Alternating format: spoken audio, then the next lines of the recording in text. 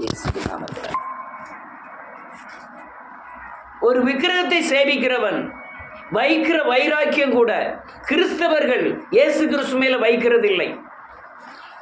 இன்னும் இப்படி சொன்னோம்னா, பார்க்காத ஒரு விக்கிரகத்தை, பேசாத ஒரு விக்கிரகத்தை, அதை பற்றி அறியாத ஒரு விக்கிரகத்தின் மேல் வைக்கிற நம்பிக்கை கூட கிறிஸ்து கண்டு நம்மை தொட்டு நாம் உணர்கிற, அவருடைய தன்மையை உணர்ந்த, அவர் என்னென்ன செய்வார் என்பதை அறிந்த, பாதுகாப்பை பெற்ற, பாதுகாப்பை உணர்ந்த நாம் அந்த விக்கிரகத்தை சேவிக்கிற மனுஷனுடைய தன்மை கூட இல்லாமல் இருக்கிறோம்.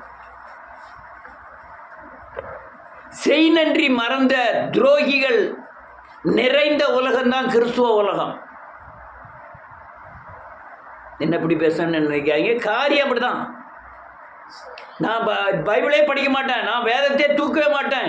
அல்லையா, நான் நடந்து வர்றது கூட அந்த வெயில் என்னை சுடுது, நான் அவ்வளோ தூரம் பசியாக இருக்கிறேன், நான் காலில் முள்ளு குத்துது, அல்லையா, நான் வெயில் அடிக்கி மழை பெய்யுது, பசியாக இருக்கிறேன், இந்த ஆண்டவரை எங்கள் வீட்டில் வந்து என்னை ஆசீர்வதிச்சா போதும் அப்படின்னு நினைக்கிற அநேக துரோகிகள் உண்டு கிறிஸ்துவர்களில். மீட்டெடுத்ததோ ஜீவனை மீட்டெடுத்திருக்கிறார், மீட்டெடுத்ததோ அல்லையா நோயிலிருந்து மீட்டெடுத்திருக்கிறார். அதற்கு தகுந்தாற் போல உண்மைத்தன்மை கிறிஸ்துவத்தில் இல்லை. கர்த்தரை தெய்வமாய் கொண்ட ஜனம் பாக்கியம் உள்ளது, கர்த்தரை தான் என் ரட்சிப்பு. வாசிப்போம், யாராவது ஒரு வசனத்தை வாசிப்போம். முதலாவது வசனம், 2வது வசனம், 7வது வசனம், 6வது வசனம், 7வது வசனம். அமர்ந்திருக்கிறது வரும் கண்மலையும் ரட்சிப்பும். ஆமென். சங்கீதக்காரன் தாவீது சொல்லுகிறார், தேவனை நோக்கி என் ஆத்மா அமர்ந்திருக்கிறது, அவரால் தான் எனக்கு ரட்சிப்பே வரும், மீட்பே வரும். பிரச்சனை என்னன்னா, எனக்கு ரட்சிக்கணும், அதாவது மீட்கணும், என்னை பாதுகாக்கணும். நான் தேவனை சேவிக்கக்கூடாது, நான் தேவன் வசனத்தை பின்பற்றக்கூடாது, நான் கற்பனை கட்டளை பின்பற்ற மாட்டேன். ஆனால் தேவன் எனக்கு ரட்சிப்பா இருக்கணும். அவர் என்று அவன் தாவீது ராஜா சொல்றான், அவர் தான் என் ரட்சிப்பு. இந்த பிஜேபி கவர்மெண்ட்லாம் இருக்குல்ல, அமித்ஷாலாம் என்ன உழைப்பு உழைக்கிறார் தெரியுமா? அந்த சீட்டுக்காக, அவங்க கொண்ட கொள்கைக்காக கடுமையான உழைப்பு. சென்னையில் ஒரு மீட்டிங் போட்டாங்கன்னா மறுநாள் ஆந்திராவில் ஒரு மீட்டிங், மறுநாள் அதுக்கு மறுநாள் ஒரு நாள் நம்ம திருநெல்வேலிக்கு போயிட்டு வர்றதே பயங்கர சங்கடமாக இருக்கு. அவர் எங்க மோடி எங்கெல்லாம் சுத்தாரு, உலகம் பூரா சுத்திக்கிட்டு இருக்காரு. அதை விட கொடுமை, இந்த பஜ்ரங் தள், இந்த RSS இவங்கள ரொம்ப பேர் கல்யாணம் முடிக்காம வேற மதத்துக்கு மாறக்கூடாதுங்கிறதுக்காக அல்லையா ரொம்ப பேர் இதில் வேலை செஞ்சுட்டு இருக்காங்க. தான் பேர் வெளியே தெரியாம, அல்லையா வால் போஸ்ட் ஒட்டாம, எந்த தலைவர் போஸ்டும் இல்லாம, பணம் வாங்காம, எந்த சொத்தும் சேர்க்காம, அல்லையா இவர்கள் எதிர்க்க அவங்க கொண்ட குறிக்கோளுக்காக, அறியாத ஒரு தேவனை பின்பற்றுவதற்காக அவங்க அவ்வளவு வைராக்கியமாக அலைகிறார்கள். அரசியல் எடுத்துக்கணுங்க, இங்கேயே பார்க்கலாம், கம்யூனிஸ்ட்காரெல்லாம் எடுத்துக்கலாம். அவங்க கம்யூனிஸ்ட்காரெல்லாம் அல்லையா கோயிலுக்குள்ளே வரமாட்டாரு. அவங்க எவ்வளோ கண்டிஷனாக இருக்கான். அல்லையா மதிமுக காரன் எடுத்துக்கிட்டு அவங்க கோயிலுக்குள்ளே வரமாட்டாங்க. ஆனால் நாம் மட்டும் நம்ம நினைச்ச நேரத்துக்கு தேவனை வரணும், நினைச்ச மாதிரி தேவனை சேவிக்கணும், நினைச்ச மாதிரி தேவன் நமக்கு உதவணும். எவ்வளவு பெரிய மதீனமான முட்டாள்தனமான காரியங்கள். அரசியலுக்காக ஒவ்வொருத்தன் அல்லையா ஜெயிலில் இருந்து எவ்வளோ வருஷங்கள் இருந்தாங்க தெரியுமா? அவன் கொண்ட கொள்கைக்காக. நேரு 15 வருஷம் ஜெயிலில் இருந்தாரு. அல்லையா கருணாநிதி ஜெயிலில் இருந்திருக்கிறாரு. அல்லையா எத்தனை பெரிய தலைவர்கள் எல்லாம் ஜெயிலில் பல வருடங்கள் இருந்திருக்காங்க. ஏன்னா அவங்களால இந்த மாயையான உலகத்தில் ஏதோ ஒரு கட்சியின் பின்பலத்தில் அல்லையா ஏதோ ஒரு தலைவர் போஸ்டுக்காக அல்லது உலகத்தை நாஸ்திக்காக இவர்கள் அல்லையா உபத்திரவத்தை சந்திக்க ரெடி. நமக்கு பக்கத்து வீட்டுக்காரன் என்னமும் சொல்லிடக்கூடாது, ஒரு கல்லை கொண்டு எரிஞ்சிடக்கூடாது, ஒரு கெட்ட வார்த்தை பேசிடக்கூடாது, எல்லாம் நம்ம நைஸாக போகணும். கீழ் ஜாதின்னு சொல்லப்பட்டவங்க தொட்டால் தீட்டு இருந்தாங்க. பார்த்தாலே திட்டு. சில சமுதாயம் பார்த்தாலே திட்டு. அவங்க நைட்டில் தான் ஊருக்குள்ளே வர முடியும், போக முடியும். எதிர்த்தாலும் வரக்கூடாது. அதிலெல்லாம் சகிச்சு வாழ்ந்தாங்க. இன்னைக்கு நம்மை தேவன் ஃப்ரீயாக வச்சிருக்கிறாரு. தேவன் தான் என் ரட்சிப்புன்னு சொல்றதுக்கு அருகதையற்றவர்களாய் நாம் மாறிப்போன்று இருக்கிறோம். பெரியாரை குறித்து சொல்லுவாங்க, தந்தை பெரியார் நான் பெரியார் புக்கு நிறைய வாசிச்சிருக்கேன். 100 அறிவுரைகள்ங்கிற புக்கெல்லாம் வாசிச்சிருக்கிறேன். பெண் அடிமைங்கிற புக்கு, உப்பு சத்தியாகிரகங்கிற பெண் அடிமைங்கிற புக்கு வாசிச்சிருக்கிறேன்.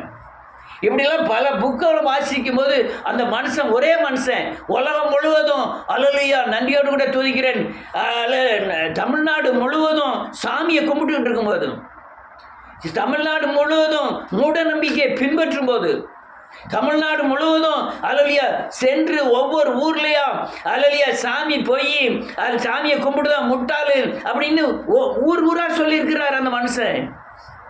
பெண் இப்படிதான் வாழணும் அப்படின்னு பல காரியங்களை பேசியிருக்கிறார். நான் தீகா கட்சிக்காரன் அல்ல. ஆனால் ஏதோ ஒரு மாய தோற்றத்திற்காக, ஏதோ ஒரு அடிமைத்தனத்திற்காக, ஏதோ மனுஷனுக்கு மனுஷன் அடிமைப்படுத்துகிற அடிமைத்தனத்திலிருந்து, மூடத்தனத்திலிருந்து அல்லேலூயா இவைகளிலிருந்து பிரித்தெடுக்க முடியாய் அவர் பாடுபட்டார். 95 வயசுலையும் மூத்திர சட்டியை தூக்கிக்கிட்டு தெருவா போய் அல்லேலூயா சாமியை கும்பிட்டு முட்டாள்னு சொன்னாரு. எவ்வளோ பெரிய சங்கடமான காரியம். எல்லா பக்தரும் சாமியை கும்பிட்டுக்கிட்டு இருக்க இடத்துல போய் சாமி கிடையாதுன்னு பேசின மனுஷன். நம்ம அதே லெவலில் நம்மளை நோக்கி பார்ப்போம். அந்த தேவன் தான் ரட்சிப்புனாலே தான் அவர் சாமியை கிடையாதுங்கிறதுக்காக அவ்வளவு தூரம் பிரயாசப்பட்டார். ஆனால் நான் சாமி உண்டுங்கிறதுக்காக சாமியை எப்படி பின்பற்றுகிறேன்? தேவன் என் ரட்சிப்பு என்ன அர்த்தம்? தேவன் தான் மீட்பு, வேற ஒன்று எனக்கு மேன்மை அல்லன்னு சொல்லக்கூடியது. நான் எதையும் நம்ப மாட்டேன், தேவனை மட்டும்தான் நம்புவேன். எதையும் பின்பற்ற மாட்டேன், தேவனை மட்டும்தான் பின்பற்றுவேன் அப்படின்னு சொல்லக்கூடிய தன்மைக்கு பேர் தான் அல்லேலூயா என் ரட்சிப்புன்னு சொல்றது.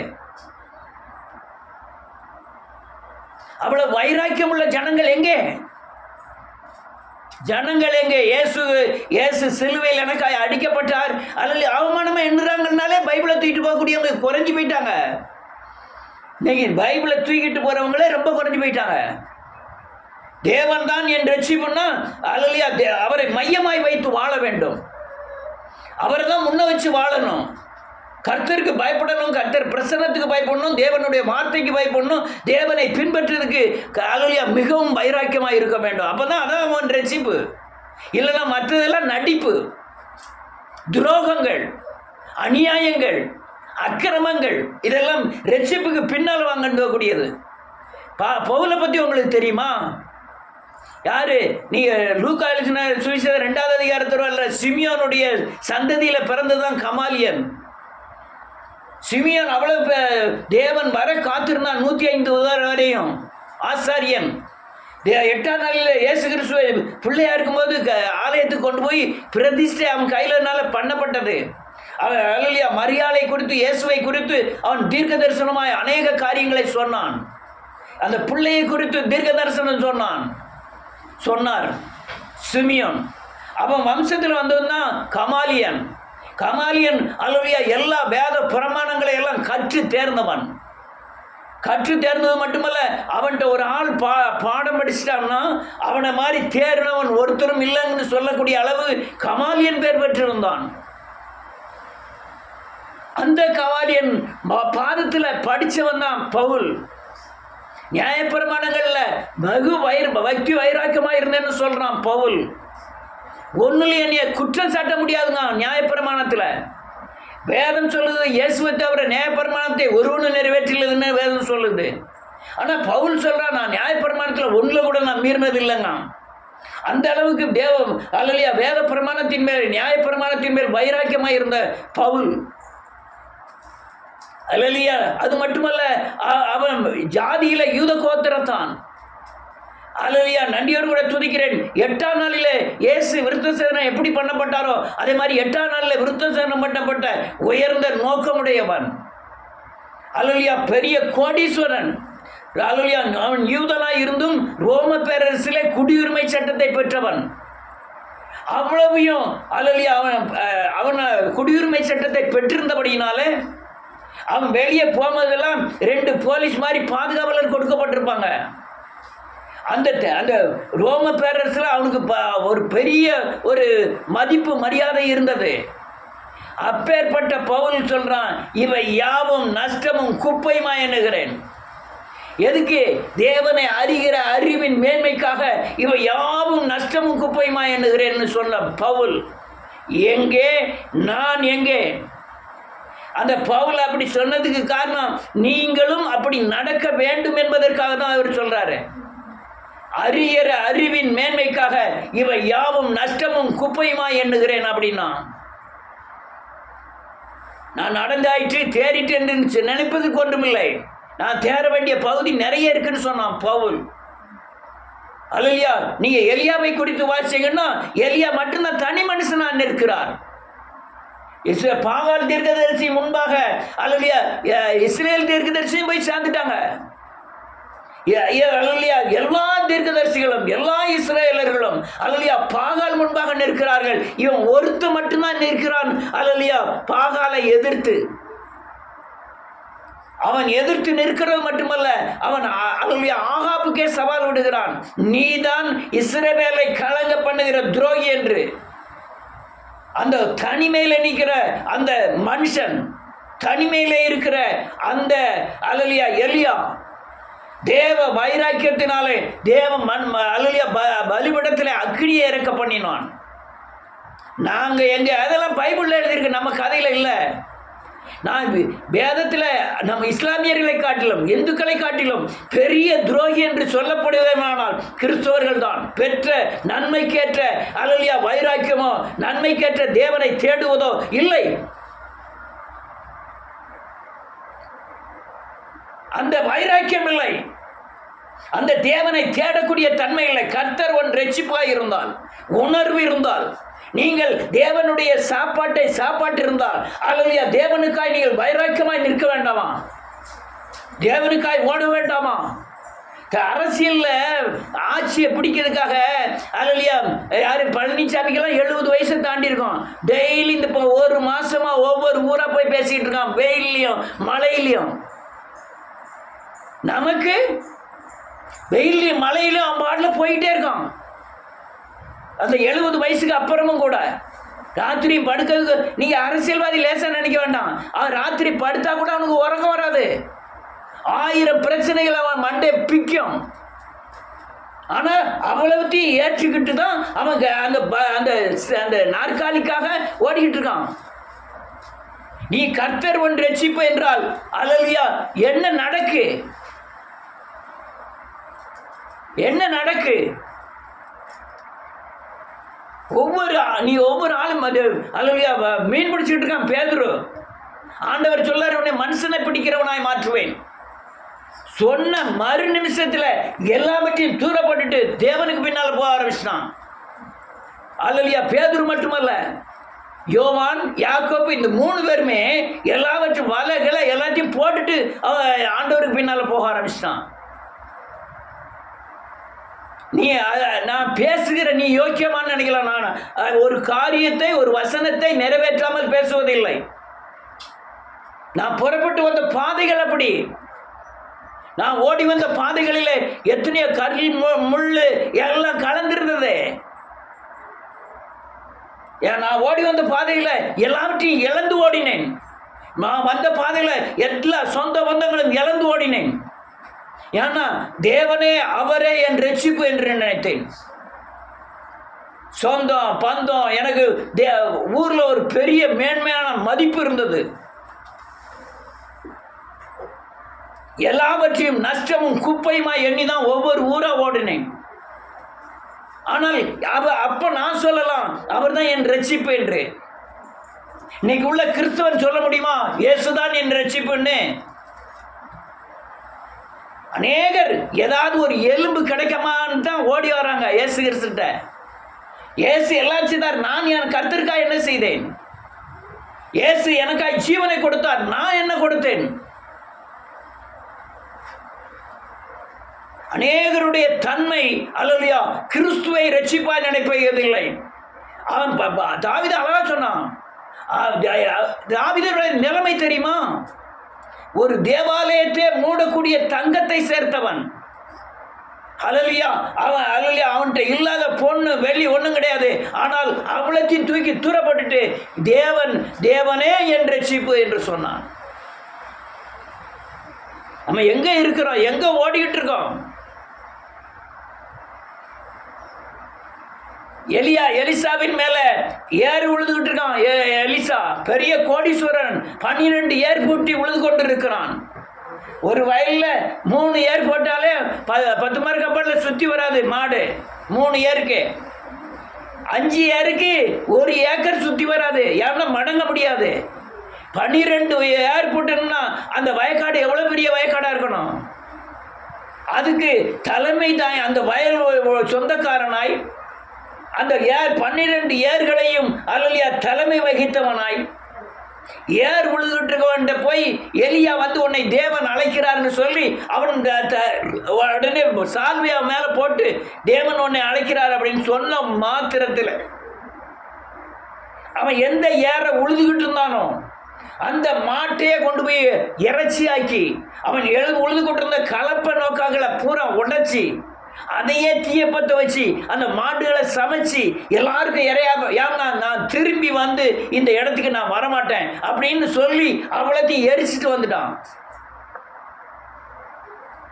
நம்ம எங்க என்ன கர்த்தர் தான் என முதலீடு, கர்த்தர் தான் என் பாதுகாப்பு, கர்த்தர் தான் என் தகப்பன், கர்த்தர் தான் எனக்கு பலன் எப்படி சொல்ல முடியுது? அவன் அழகா சொன்னான். பைபிள்ல இருக்கிற ஒவ்வொரு பரிசுத்தவான்களும் சொன்ன காரியம் அப்படித்தான். அல்லேலூயா. குஷ்டரோகி அவன் போய் தர்மம் எடுத்துக்கிட்டு இருக்கான். கர்த்தர் உன்னை அழைக்கிறார்னு சொன்ன உடனே அல்லேலூயா இவன் கூப்பிடுதான், தாவீதின் குமாரனை எனக்கு இறங்கும் என்று சொல்லி எல்லோரும் அவனை தடை பண்ணுகிறார்கள். இயேசு அவனுடைய சத்தம் கேட்டு நின்று நீங்க வா, உனக்கு என்ன வேண்டும் அப்படின்னு கேட்காரு. கர்த்தருனை அழைக்கிறார் அப்படி ஒருத்தன் ஓடி வந்து சொல்றான். சொன்ன உடனே அவன் மேலங்கி தூக்கி தூர வீசிட்டு இனிமேல் இந்த பிச்சை எடுக்கிற இந்த குருடனாய் இருக்கிறேன் என்று வெளிப்படுத்துகிற இந்த கருப்பாங்கி எனக்கு தேவையில்லைன்னு தூக்கி தூர வீசிட்டு தேவனிடத்தில் போனான். காரணம் என்னென்றால் இதுக்கு அப்புறம் என் ரட்சிப்பு தேவன் என்று நினைத்தான். எனக்கு உலகமும் வேணும், தேவனும் வேணும். எனக்கு பிசாசின் கிரியைகளும் வேணும், தேவனும் வேணும். எனக்கு பணமும் வேணும், தேவனும் வேணும். எனக்கு பாகாலும் வேணும், தேவனும் வேணும். இது எப்படி என் ரட்சிப்பாய் முடியும்? எப்படி என் ரட்சிப்பாய் முடியும்?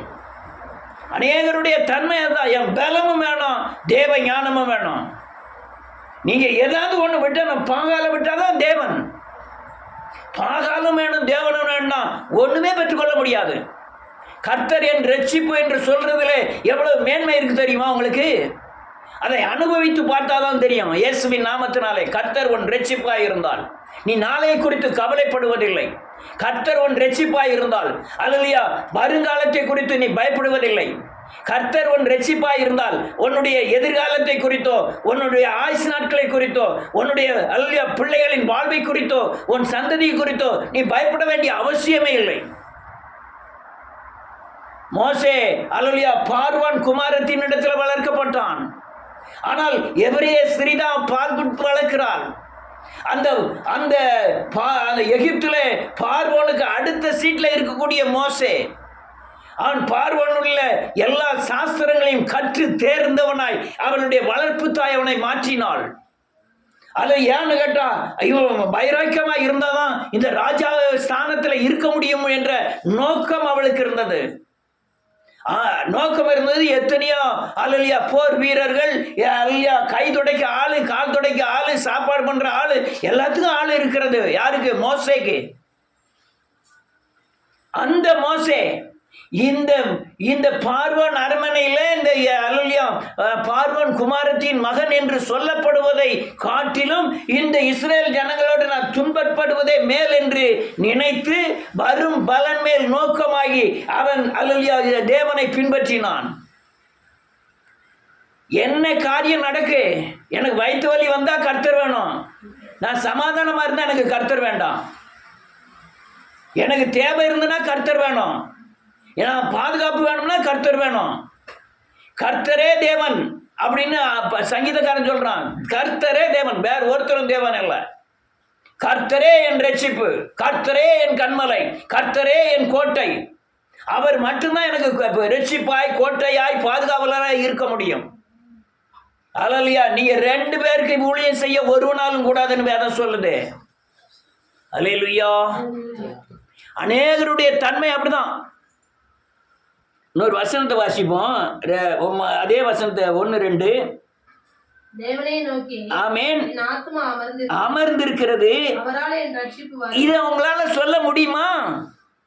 உங்க குடும்ப பிரச்சனையில, உங்க வீட்டு பிசாசு போராட்டத்தின் பிரச்சனையில, அல்லேலூயா, உங்களுடைய அல்லேலூயா செய்வனை பிரச்சனையில, உன் சாபத்தின் பிரச்சனையில நொந்து செத்துக்கிட்டு இருக்கும்போது, நான் கர்த்தரை நோக்கி அமர்ந்திருப்பேன், அவரே என் ரட்சிப்புன்னு சொல்லக்கூடிய தன்மை இருக்குமே. ஆனால் நீ தேவனுக்கு வைராக்கியமாய் இருக்கக்கூடியவன்.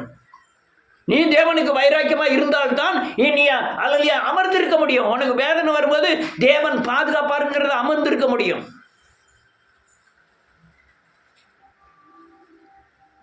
நீ அல்லேலூயா தேவனை சரியா சேவிக்காம நீ கர்த்தரை நோக்கி அமர்ந்திருக்க முடியாது. கர்த்தர் என் ரட்சிப்புன்னு சொல்லி நீங்க அமர்ந்திருக்க முடியாது. வேதம் தெளிவா சொல்லுது. 1 வசனத்துல கர்த்தரை தேவனையே நோக்கி என் ஆத்துமா அமர்ந்திருக்கிறது, அவரால் ரட்சிப்பு வரும். அல்லேலூயா. ரட்சிப்பு வரும். யார் சொல்வா? நீ அது சும்மா மெப்பனைக்குன்னா சொல்றேன் கர்த்தரே ரட்சிப்பு, கர்த்தரே ரட்சிப்புன்னு. அமர்ந்திருந்து உன் பிரச்சனை நேரத்தில் தேவ சமூகத்தில் அமர்ந்திருந்து அவர் தான் எனக்கு ரட்சிப்பு, அவர் தான் எனக்கு விடுதலை தருவாருங்கிற வைராக்கியமான அல்லேலூயா விசுவாசத்தின் அறிக்கை இருக்க முடியுமா? அல்லேலூயா. 2வது வசனம், அவரே என் கன்மலையும் ஆமென் என் ரட்சிப்பும் என் உயர்ந்த அடைக்கலமுமானவர். இந்த வார்த்தையை உங்களால சொல்ல முடியுமா? ஒரு கிறிஸ்துவனால சொல்ல முடியுமா? அவரே என் கோட்டை. தன் சுய புத்தியை நம்புறான் மனுஷன், சுய பலத்தை நம்புறான். நம்புறதுனால நாவு தேவனை அறிக்கை செய்து அவரே என் அடைக்கலம், அவரே என் கோட்டை, அவரே என் பாதுகாப்புன்னு சொல்லுது. ஆனா அவரே என் ரட்சிப்புன்னு சொல்லக்கூடிய பலன் கிறிஸ்துவனுக்கு இல்லை. எதை நம்பி வாழ்க்கை நடத்துகிறோம்? கிறிஸ்துவை நம்பி நடத்துகிறான். நீ தேவனுடைய வாயின் வார்த்தைக்கு கீழ்ப்படிவாய், உன் சத்தியம் வாழ்க்கையில நிறைவேறும். நீ தேவன் ரட்சிப்புன்னு நினைக்கலன்னா தாறுமாற நடக்க ஆரம்பிப்ப. அது தேவன் ரட்சிப்புன்னு வாயினால சொல்லுவா, அவ்வளவுதான். நான் அநேக ஜெபம் பண்றவங்களை பார்த்திருக்கிறேன். வாழ்க்கையில சத்தியம் இல்லை, வேத வார்த்தைகள் இல்லை, ஆனா வெளி மெப்பனைக்கான ஜெபங்களை காணப்பட்டது. அலங்காரமான ஜெபங்கள் கேட்கப்படும் என்று நினையாதிருங்கள்னு கர்த்தர் சொன்னார். அநேகருக்கு அலங்காரமான ஜெபங்கள், அது காட்டை கட்டி மறையை கட்டி அல்லேலூயா இழுத்து ஜெபம் பண்றாங்க. ஆனால் அர்ப்பணிப்பு எங்கே? தேவனுக்கான ஓட்டங்கள் எங்கே? அல்லேலூயா ஆவிக்குரிய வளர்ச்சி எங்கே? சத்தியத்தில் நடத்தல் எங்கே? பாவத்தை விட்டு தேவனை சேவிக்கிற தன்மை எங்கே? உலக பொருளாகிய பணத்தை நீ சேவிச்சாலே நீ தேவனுக்கு அல்லேலூயா துரோகி. பணத்தை விட தேவன் பெரியவர் என்று எப்ப நினைக்க, அப்பதான் நீ தேவனை சார்ந்து வாழ முடியும். அவன் மட்டும்தான் என் ரட்சிப்பு என்று சொல்ல முடியும். அநேகர் சிறை சென்றிருக்காங்க, வேதத்திலையும் சரி உலக மனுஷர்களும் சரி. மண்டேலாம் அல்லேலூயா, நெல்சன் மண்டேலா என்ன 20 வருஷங்கள் சிறைச்சாலை போயிட்டு வந்துட்டார் மனுஷன். வந்த உடனே நாட்டின் அதிபரா மாறினார். உடனே எத்தனை வருஷம்? அல்லேலூயா 20 வருஷங்கள். ஜான் பனியன் 14 வருஷங்கள் சிறைச்சாலையில் இருந்தார். வெளியே வந்தாரு. அல்லேலூயா தேவனை பிரகாசிக்கிறவராய் வெளியே வந்தார். வெளியே வரும்போது மோட்ச பயணம்ங்கிற புக்கு எழுதினாரு. அது இவ்வளவு தண்டி புக்கு, ஆனா இப்ப சின்னதாக இவ்வளவு வருது. அந்த புக்கை 14 வருஷமா எழுதினார் உள்ள இருந்து. பைபிளுக்கு அடுத்தால விற்கக்கூடிய ஒரே புக்கு இந்த அல்லேலூயா மோட்ச பிரயாணம்ங்கிற புக்கு. இப்ப கிடைக்கிறதெல்லாம் டூப்ளிகேட்டு. அந்த புக்கை எழுதி வெளியே வந்து அது இன்னைக்கும் அநேகரை ரட்சிக்கிறது. ரட்சிப்புக்கு உண்டான தேவனே என் ரட்சிப்பு என்று சொல்ல வைக்கிறது அந்த புக்கு.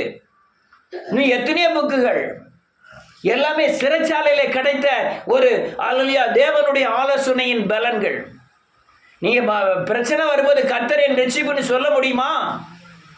லோனை வாங்கி வீடை கட்டுவான், இது கர்த்தர் தந்ததுன்னு சொல்லுவான். அது எப்படி கர்த்தர் தந்ததாய் மாற முடியும்? இன்னொரு வசனத்தை வாசிப்போம். 6வது வசனம் 7வது வசனம். அவரே என் கண்மலையும் அவரே என் கண்மலையும் என் ரட்சிப்பும் என் உயர்ந்த அடைக்கலமுமானவர், நான் ஒரு நாள் அசைக்கப்படுவதில்லை. ஒரு நிமிஷம். அவரே என் கண்மலை, அவரே என் அடைக்கலம், அவர் தான் என் ரட்சிப்பு. அல்லையா? இப்படி நினைச்சா நீ அசைக்கப்படுவதில்லை இந்த பூமியில. யார் ரட்சிப்பு? கர்த்தர் என் ரட்சிப்பு. யார் பாதுகாப்பு? கர்த்தர் என் பாதுகாப்பு. யார் கண்மலை? கர்த்தர் என் கண்மலை. யார் உன்னை போஷித்தார்? கர்த்தர் உன்னை போஷித்தார். யார் உடுத்தி வைத்தார்? கர்த்தர் என்னை உடுத்தி வைத்தார். யார் ஆயுசு நாட்களை பெருக பண்ணுவார்? கர்த்தர் என்னை. அவங்க மட்டும்தான் ரட்சிக்கப்பட்டவர்கள். அல்லேலூயா. அவங்க மட்டும்தான் ரட்சிக்கப்பட்டவர்கள். அநேகர் அல்லேலூயா அந்த தன்மையில தான் இருக்கிறாங்க இயேசுவின் நாமத்தினாலே. ஏனா தானான்ட்டு வேளாங்கண்ணிக்கு நடந்து போறான், அங்கேருந்து திருச்செந்தூருக்கு நடந்து போறான், அங்கேருந்து அல்லையா ஒவ்வொருத்தன் முள்ளுல படுத்திருக்கான், ஈட்டி எங்க வச்சு இங்கே குத்துதான், அல்லையா கொக்கில தொங்குறான், தீயில மிதிக்கிறான். ஆனா நீ தேவனுக்கு என்ன செஞ்ச? நான் இதெல்லாம் செய்யணும்னு சொல்லல. தேவ வைராக்கியம் தேவனுக்காக என்ன செய்தது? உன் பாவத்தை விட்டிருக்கிறையா? உன்னுடைய நினைவு மாறி இருக்கிறதா? யோசனைகள் மாறி இருக்கிறதா? புறஜாதியில எப்படி இருந்தியோ அதே மாதிரி தான் வேதத்தில் இருக்கிறோம். புறஜாதியில அல்லையா ஏமாற்றுகிறவனாய், கொள்ளைக்காரனாய், அல்லையா அடுத்தவனை கெட்ட வார்த்தைகள் பேசுகிறவனாய் இருந்தேன். ஆனா அதே மாதிரி தான் வேதத்தில் இருக்கிறேன். இங்க வேதத்தில் வந்து என்ன மாறிட்டோம்? ஒண்ணுமே மாறல. மாறலன்னு என்ன அர்த்தம்? ரட்சிக்கப்படலைன்னு அர்த்தம். அல்லேலூயா. அதனால அடுத்த வசனம் 7வது வசனம். என் ரட்சிப்பும் என் மகிமையும் தேவனிடத்தில் இருக்கிறது. மகிமைன்னு என்ன தெரியுமா? இயேசுவின் சாயலுக்கு ஒப்பாய் நீ மாறி இருந்தால் தேவன் மேல காண்கிற அதே மகிமை உன் மேல் காணப்படும். நீ ரட்சிக்கப்பட்டிருந்தால் தேவ மகிமை உன் மேல் காணப்படும். நான் சொல்ற சத்தியம் அநேகருக்கு புரியல. காரணம் என்ன? ரட்சிக்கப்படல. நான் சொல்றேன் அல்லது விடுதலை, அல்லது இடைக்கால சபையில இருக்கிற விடுதலை அநேக சபைகள்ல அநேக ஆத்மாக்கிட்ட இல்ல. காரணம் என்ன? ரட்சிக்கப்படல. இங்கேயும் மரணமா சாவா வாழ்வாண்டு மறிச்சுக்கிட்டு இருக்க ஆத்மாக்கள்லாம் உண்டு. ஒரு நாள் வந்தா சத்தியத்தை கேட்டா மீட்பு, மறுநாள் பாவம் செஞ்சு சாவு, அடுத்தால மீட்பு, அடுத்தால சாவு, இப்படிதான் ஓடிக்கிட்டு இருக்கு. அதாவது கொக்கியில ஜீவன் கிடைக்காதான், அவ்வளவுதான். அடுத்த கட்டத்துக்கு படியேறும்போது இவங்கெல்லாம் டவுன் ஆயிடுவாங்க. நான் இதை இப்ப சொல்லல, பல வருஷமா சொல்லிக்கிட்டு இருக்கேன். கொக்கியில ஜீவன் கிடைக்க, அவ்வளவுதான். இன்னைக்கு ரட்சிப்பு, நாளைக்கு பாவம், நாளை கழிச்சு ரட்சிப்பு, நாளை கழிச்சு பாவம். என்னைக்கு நினைக்க முடியும்? நீ மகிமை மேல் மகிமை அடைந்து மறுரூபமாகுங்கள் வேதம் சொல்லுது. பரிசுத்தவான் இன்னும் பரிசுத்தவானாகட்டும், வளர்ச்சியாக வேண்டும். ஆனா இது அப்படி கிடையாது. இன்னைக்கு பாவ மன்னிப்பை சிலுவையை பார்த்து மனம் திரும்ப வேண்டியது, பாவ மன்னிப்பை பெற வேண்டியது, ரட்சிப்பு பெற வேண்டியது, மறுநாள் பாவம் செய்ய வேண்டியது, பண ஆசையில் நடக்க வேண்டியது, துரோகம் பண்ண வேண்டியது, சத்தியத்துக்கு விரோதமாக நடக்க வேண்டியது, மறிக்க வேண்டியது, அதுக்கு மறுநாள் மனம் திரும்ப வேண்டியது. இது நடந்துகிட்டு இருக்கு. கர்த்தர் என் ரட்சிப்பா இருந்தால், அல்லேலூயா, எல்லாரும் சொல்லலாம், கர்த்தர் என் ரட்சிப்பா இருந்தால் நான் என் ஆத்துமா அவரை நோக்கி அமர்ந்திருக்கும். கர்த்தர் என் ரட்சிப்பா இருந்தார், அவர் என் கண்மலையாய் இருப்பார். கர்த்தர் என் ரட்சிப்பா இருந்தார், எனக்கு அவர் உயர்ந்த அடைக்கலமாய் இருப்பார். கர்த்தர் என் ரட்சிப்பா இருந்தார், நான் இந்த பூமியில அதிகமாய் அசைக்கப்படுவதில்லை. கர்த்தர் என் ரட்சிப்பாய் இருந்தால் அவர் என் உயர்ந்த அடைக்கலமானவர். கர்த்தர் என் ரட்சிப்பாய் இருந்தால் தேவன் மேல காண்கிற மகிமை என் மேலே காணப்படும். நான் கர்த்தர் என் ரட்சிப்பாய் இருந்தால் அவர் என் பலனான கண்மலையும் என் அடைக்கலமும் என்னுக்குள் தேவனுக்குள் தங்கி இருக்கிறவனா இருப்பேன். ரட்சிப்பு ரொம்ப அவசியம். தேவ துரோகம் ரொம்ப நாள் ஓடாது.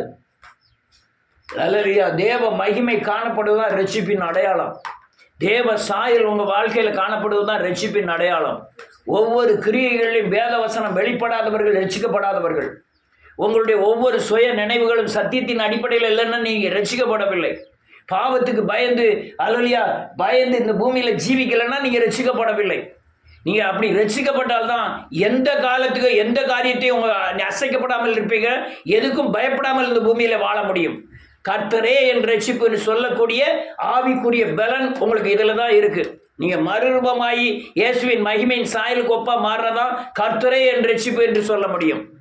இதெல்லாம் காரியங்கள் புரிந்து கொள்ளுங்கள். கடைசி நாட்களில் தேவனை எல்லா காரியத்திலையும் என்னது தண்ணியே இல்லாத ஸ்விம்மிங் பூலில் குதிக்கணும்னாலும் சரி கர்த்தர் என் ரட்சிப்புங்கிற பலன் இருந்தால் தான். சிங்கத்தின் முன்னால் போய் நிற்கும் போது நீங்கள் கர்த்தர் என் ரட்சிப்புன்னு சொன்னால் தான் சிங்கத்தின் பலத்தில் சிங்கத்தை ஜெயிக்க முடியும். கர்த்தர் என் ரட்சிப்பாக இருக்கணும்.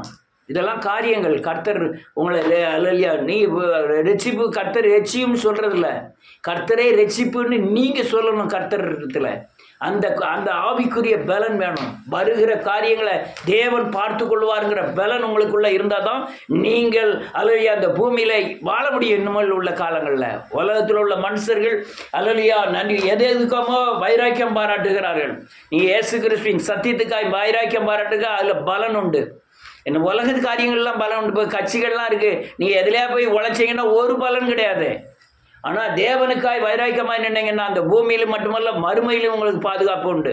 அதனால் உங்களுக்கு பின்னால் நிற்கிற சாபத்தின் சக்திகள், உங்களுக்கு பின்னால் இருக்கிற சிங்கத்தின் பலன் உங்களை எப்போ விழுங்கலாம் என்று வகை தேடி சுற்றிட்டு இருக்கிறான். நீங்கள் சரியானபடி ரட்சிக்கப்பட்டு கர்த்தரே ரட்சிப்புங்கிற சுத்த இருதயத்தை உங்களுக்குள் வளர்த்து கொண்டால் மட்டும்தான் அந்த பூமியிலே ஒரு விடுதலையான வாழ்க்கை வாழ முடியும். கர்த்தர் உங்களை ஆசீர்வதிப்பாராக. எல்லாரும் எழுந்து நிற்போம்.